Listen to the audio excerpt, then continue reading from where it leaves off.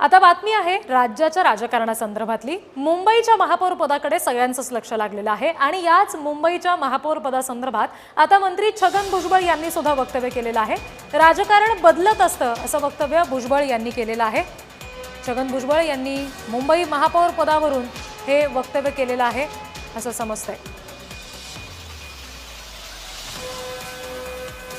शिवसेनेत असताना मी 2 वेळा महापौर झालो।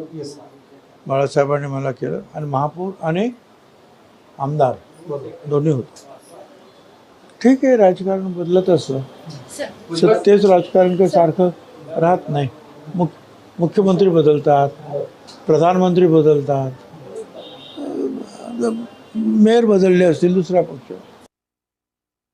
सुनेत्राताई येतील मुंबईमध्ये, त्यांना विचारून आम्ही तर त्यांनाच सांगणार आहोत की तुम्हीच अध्यक्षपद सांभाळलं पाहिजे असं आम्ही त्यांना सांगणार आहोत। आणि आमच्या सुद्धा मनामध्ये तेच आहे की त्यांनाच याचं राष्ट्रीय अध्यक्षपद दिलं गेलं पाहिजे।